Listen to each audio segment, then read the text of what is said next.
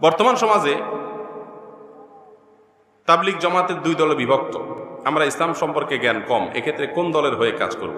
ভাই, আমরা কোনো দলের কথা কাউকে বলি না, শুধু তাবলিগ জামাত বলে কথা। আরো বহুত দল আছে না? আমরা বলি মার্কার কথা। মার্কা, মার্কা বুঝেন কি? ধানের শীষ, নৌকা, হ্যাঁ, সে মার্কার কথা বলি না। মার্কা হলো রাসূল আকরাম সাল্লাল্লাহু আলাইহি ওয়াসাল্লাম বলেছেন, মা আনা আলাইহি ওয়া আসহাবি, মা আনা আলাইহি ওয়া আসহাবি। যে ব্যক্তি বলবে রাসূল আকরাম সাল্লাল্লাহু আলাইহি ওয়াসাল্লামের কথা অনুযায়ী আমি চলি এবং সাহাবা ইকরামের আদর্শ অনুযায়ী চলে যায়, সে হকের উপর আছে ইনশাআল্লাহ। সে হকের উপরে আছে। সে কোথায় আছে, কোন দেশে আছে, তার কালার কি, তার দলের নাম কি, তার গ্রুপ কি, এসব দেখা দেখি না। আপনি মার্কা দেখবেন। কি দেখবেন? মার্কা দেখবেন।